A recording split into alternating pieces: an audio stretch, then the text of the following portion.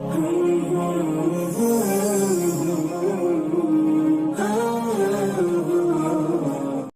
பத்தி கொஞ்சம் சொல்லுங்க, சிறப்பு, அளவு, அதை பத்தி. தாடியை பத்தி இன்ஷா அல்லாஹ் ஒரு ஒரு மணி நேரம் பேச வேண்டிய ஒரு தலைப்பு. இதான் நான் சுருக்கமாக நான் சொல்லுகிறேன். ரசூல் ஸல்லல்லாஹு அலைஹி வஸல்லம் என்னது, ஜுஸ்ஸு வஷ்ஷவாரிப வஅர்ஃபு வல்லிஹா வகாலிஃபு வல் மஜூஸ். நீங்கள் மீசை கத்தரியுங்கள், தாடியை வளர விடுங்கள், மஜூசியலுக்கு மாறு செய்யுங்கள், யூதர்களுக்கு மாறு செய்யுங்கள். ஹதீஸ்ல என்ன செய்யல, ரிவாயத்துக்கள் வரல, நல்லா விளங்கிக்கணும். மஜூசியலுக்கு மாறு செய்யுங்கள். யூதர்கள் தாடி வளர்ப்பாங்க, யூதர்கள் தாடி என்ன செய்வார்கள், வளர்ப்பார்கள். வகாலிஃபு அல் மஜூஸ். நீங்க பலஸ்தீன் யூதர்கள் கண்டீங்கன்னா உங்களுக்கு நிறைய தாடி வச்சிருப்பாங்க. வகாலிஃபு அல் யஹூத் என்ன செய்ய வேண்டி வரும், தாடியை வலிக்க வேண்டியதான் வரும். வகாலிஃபு அல் மஜூஸ், மஜூசியருக்கு நீங்கள் என்ன செய்யுங்கள், மாறு செய்யுங்கள். ரசூலுல்லாஹி ஸல்லல்லாஹு அலைஹி வஸல்லம் அவர்கள் சொன்னாங்க. இப்ப தாடியை வளர விடுங்கள், மீசையை கத்தறியுங்கள். இது நம்மளுக்கு தெரிஞ்ச விஷயம். தாடியை வளர்க்கிற வாஜிப். இப்ப வாஜிப் என்று சொன்ன உடனே முதல் கேள்வி சமூகத்தில் வருது, வெட்காட்டி என்ன பாவமா, வெட்காட்டி பாவம் ஏதாவது வந்திருக்குதா, அதுக்கு ஏதாவது முரண் வந்திருக்குதா அப்படின்றலாம் கேள்வி என்ன செய்வாங்க, கேட்பாங்க. மார்க்க விஷயத்தை பொறுத்த வரைக்கும் எல்லா விஷயங்களுக்கும் தண்டனை பற்றி வரல. ஆனா ஒரு விஷயம் வந்து பள்ளி அஹதர் இல்லாதனை உகாலிஃபுன் அன் அம்ரி அன் துஸீபஹும் ஃபித்னத்துன் அவ் யுஸீபஹும் அதாபுன் அலீம். ரசூல் ஸல்லல்லாஹு அலைஹி வஸல்லம் கட்டளை, யாரெல்லாம் மாறுபடுகிறார்களோ அவர்களுக்கு கடுமையான ஒரு வேதனை வருவதை அவர்கள் பயந்து கொள்ளட்டும். இது பொதுவான கட்டளை. ரசூல் ஸல்லல்லாஹு அலைஹி வஸல்லம் ஓர்டர் வந்துட்டா நம்ம கட்டாயம் என்ன செய்யணும், அதை செய்யணும். மஜூசிகளுக்கு மாறு செய்வது வாஜிப், சுன்னத்திலே.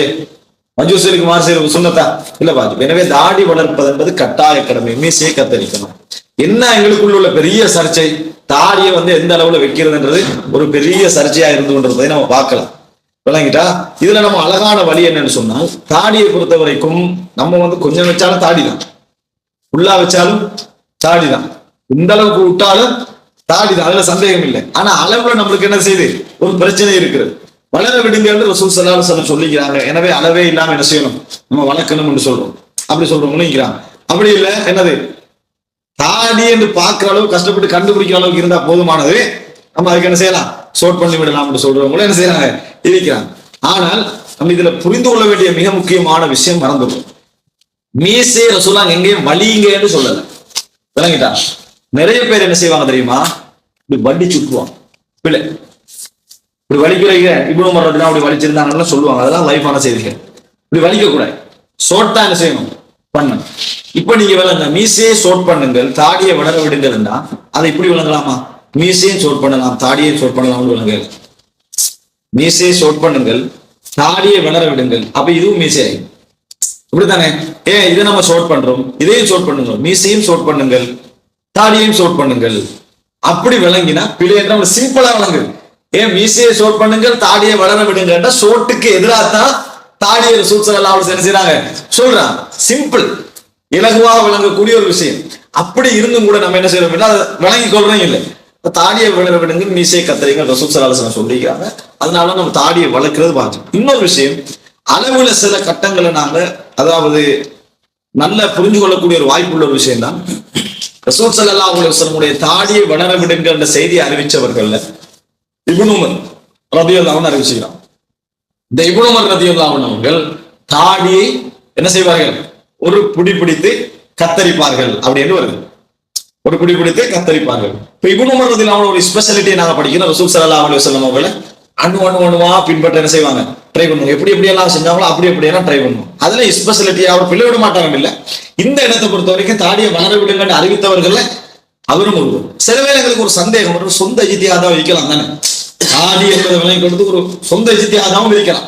கடைசியில் ரசூல் ஸல்லல்லாஹு அலைஹி வஸல்லம் அவரோட செய்தியை அதை நம்பி போக வேண்டிய பயிர் அப்படின்னு நினைச்சு பார்த்தா கூட அபூ ஹுரைரா ரலியல்லாஹு அன்ஹு தாடி வளர்க்கறதுக்கு பத்தி அறிவிச்சுக்கிறாங்களே, அவர்களும் ஒரு பிடி பிடிச்சு வெட்டுவாங்க. அபூ ஹுரைரா ரலியல்லாஹு அன்ஹும் ஒரு பிடி பிடித்து என்ன செய்வார்கள், வெட்டுவார்கள். அப்ப இதுல கொஞ்சம் எங்களுக்கு ஒரு உறுதியோடு வருது, என்ன தாடி எண்ணத்துடைய அளவு நபித்தோழர்களுக்கு மத்தியில் இதான் என்ன செஞ்சுக்குது, இருந்திருக்கிறது. இப்ப நபித்தோழர்களுக்கு மத்தியில பொதுவான ஒரு வழிகாட்டலாக இது இருந்திருந்தால் நிச்சயமா ரசூலுல்லாஹ்கிட்ட இருந்து பெற்றுக்கொண்டு ஒன்றுதான். ஒரு ஆளுடைய இஜ்திஹாதா இருந்தா ஒரு செய்தி வருதா, ஹஜ்ஜா அதமர கபல அலாலி ஹஜ்ஜி ஃபகஸ்ஸமா ஸாதான். அதாவது ரசூல் ஸல்லல்லாஹு அலைஹி வஸல்லம் இப்னு உமர் ஹஜ் செஞ்சால் அல்லது உம்ரா செய்தால் என்ன செய்வார்கள், ஒரு பிடி பிடிச்சு வெட்டுவாங்க. அது பிள்ளை லைஃபான செய்தி. எது ஹஜ் செய்தால் உம்ரா செய்தால் வருது, அது லைஃபான செய்தி. ஆனா பொதுவாக ஒரு பிடி பிடிச்சு வெட்டுவாங்கன்னு வருது. அபூ ஹுரைரா ரலியல்லாஹு அன்ஹு அவர்கள் என்னது அப்படி வெட்டுவாங்கன்னு வருது என்பதனால இரண்டு பேருமே ஹதீஸ் தாடியை வளருங்கன்னு அறிவிச்சவங்க ஒருவர் என்றதுனால தாடி என்பதை நம்ம ஒரு அளவுல எப்படி புரிஞ்சுக்கலாம் அப்படின்னு சொன்னால், ஒரு பார்க்கிற அளவுக்கு ஒரு புடி என்ற அளவுக்கு வளர்ந்தால் அது என்ன செய்யலாம், தாடி என்று நம்ம முடிவெடுத்துடலாம். அதுக்கு குறைஞ்சாலும் தாடி தான். ஆனா மார்க்க ரீதியாக அதை என்ன செய்யாது, தாடி என்ற எல்லைக்குள்ள வராது என்று முடிவெடுப்பதுதான் நீங்க இன்னைக்கு ஏற்றமான விஷயம். இது ஒரு அம்சம், தாடி உள்ள கருத்து முறை. இரண்டாவது என்ன, வலிக்கிறது ஹராம் என்பது ஏற்றுக்கொள்ளப்பட்ட விஷயம். தாடியை வலிக்கிறது கிடையாது, அது 100% மார்க்கத்துக்கு முரணான ஒரு அம்சம். நம்ம மஜூசியலுக்கு ஒத்து போறோம்னு அர்த்தம். தாடியை வலிக்கிறது மஜூசியலுக்கு ஒத்து போறோம். ஏன் இதை நம்ம என்ன செய்யறோம், இதை செய்யாம வைக்கிறோம்? தாடியை இதை ஏன் நம்ம ஏன் வலிக்கணும்னு கேட்கிறேன். ரசூல் ஸல்லல்லாஹு அலைஹி வஸல்லம் வழங்கன்னு சொல்லியிருக்க போல ஏன் வலிக்கணும்? ஏன் தாடி விஷயத்தை கூடுதலா பேசுறாங்கன்னு ஒரு சந்தேகம். அதை என்ன சொல்லிக்கணும்? முக்கியமா வழங்கணும். பாவங்கள் 2 வகை. ஒன்று பகிரங்கமாக நம்ம செய்யறது, சின்ன பாவமும் இருக்கும் ஆனா பப்ளிக்கா செய்வோம். இன்னொன்று பெரிய பாவமா இருக்கும், மறைமுகமா செய்வோம். 2க்கு 2 விதமான தண்டனைகள் இருக்கு. பெரிய பாவங்களுக்கு ஒரு தண்டனை இருக்கு, பகிரங்கப்படுத்தலுக்கு ஒரு தண்டனை இருக்கு. பகிரங்கப்படுத்தினா சின்ன பாவமும் பெரிய பாவம், சின்ன பாவமும் பெரிய பாவம் தான். பகிரங்கப்படுத்தல் ஒரு பதிவு, மறைத்தலுக்கு ஒரு நன்மை இருக்கு. எப்படி ரசூல் ஸல்லல்லாஹு அலைஹி வஸல்லம் சொன்னாங்க, குல்லு உம்மத்தி முஆஃபா இல்லல் முஜாஹிரூன், எனது உம்மத்திலே உள்ள எல்லோருக்கும் பாவம் மன்னிக்கப்படும், யாரெல்லாம் பாவத்தை செய்து பகிரங்கப்படுத்துகின்றார்களோ அவர்களை தவிர. சிலர் சினிமா பார்த்துட்டு நேத்து ஒரு படம் பார்த்தேன் அப்படின்னு சொல்லி என்ன செய்வாங்க, பக்கத்துல உள்ளவனுக்கு அதை பத்தி ஒரு ஆர்வம் விட்டுவாங்க. அவன் அடுத்த நாள் போய் என்ன செஞ்சுவான், அவன் பார்ப்பான் என்ற லெவலுக்கு என்ன செய்வாங்க, ஆர்வம் விட்டுவாங்க. இவர்களை பொறுத்த வரைக்கும் மன்னிப்பை விட்டு தூர மாட்டோம். அதனால ஒரு மனிதன் பப்ளிக்காக பாவம் செய்யறான்னு சொன்னா அது ஈமானிய குறைபாட்டுக்கான ஒரு அடையாளம், சிக்னல். இப்ப உதாரணமா தாடியை வலிக்கிற, வலிக்கலாம்னு நினைச்சு ஒருத்தன் வலிக்கிறான்னு, அது நம்மளுக்கு அது பேசணும். அவரோட மார்க்கத்துக்கு ஏன் நீங்க எப்படி வலிக்கிறீங்க, என்ன காரணம், அது வேணும். ஆனா வலிக்க கூடாது ஏற்றுக்கன்னு வலிக்கிறார். பகிரங்கமாகவே அவர் அந்த பாவத்தை என்ன செய்யறாரு, மக்களுக்கு மத்தியில பகிரங்கமா அந்த பாவத்தை செய்யறாரு. இப்போ பாவத்தை ஒரு பகிரங்கப்படுத்தக்கூடிய மனசு அவருக்கு இருக்கிறதாக இருந்தால் அதான் முக்கியம். விபச்சாரம் தான் பெரிய பாவம், ஆனால் இதை பகிரங்கப்படுத்தக்கூடிய அளவுக்கான தைரியம் இருக்குதாண்டா, உள்ளுக்குள்ள ஈமானிய குறைபாடுக்கான ஆதாரம். இதுக்கான ஆதாரம் மட்டுமல்ல, உள்ளுக்கு உள்ள ஒரு ஈமானிய குறைபாட்டுக்கான ஆதாரம். ஒரு பகிரங்கமா சிகரெட் அடிக்கிறான்னு வைங்களேன், அது ஒரு ஆதாரம். ஒரு பெரிய ஒரு ஈமானிய குறைபாட்டுக்கான அதை மறைச்சு கஷ்டப்பட்டு அப்படி ஒழிச்சுட்டு ஓடுறான்னு வைங்களேன், பாவம் தான், பாவம் எழுதப்படும்.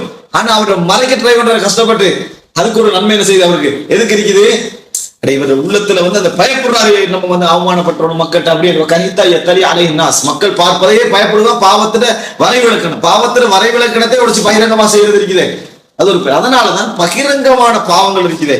முதல் அம்சம், அதுல இருந்து ஒருத்தன் விடுதலை பெறவில்லை என்று சொன்னால் அவன் உள்ரகமான பாவங்கள் விஷயத்தில் மிகவும் எனது வீக்கான ஒருவர் என்பதற்கான அடையாளமா இது மாறி. எல்லாரும் அப்படித்தான் இருப்பாங்கல்ல, ஆனா அது வீக்கான அடையாளமா என்ன செய்யும், அது மாறும். அதனால பகிரங்கமான விஷயங்கள்ல நம்ம என்ன செய்யணும், மிக முக்கியமான அடையாளங்கள்ல நம்ம மிகவும் கவனமாக இருக்க வேண்டும். இதான் இந்த நேரத்துல எனக்கு சொல்ல முடிஞ்சது. தாடி வளர்த்தால் என்ன சிறப்பு என்பது சம்பந்தமான எந்த செய்தியும் அதிகல இல்லை. வளருங்கன்னு கட்டளை தான் நம்ம என்ன செய்யணும்.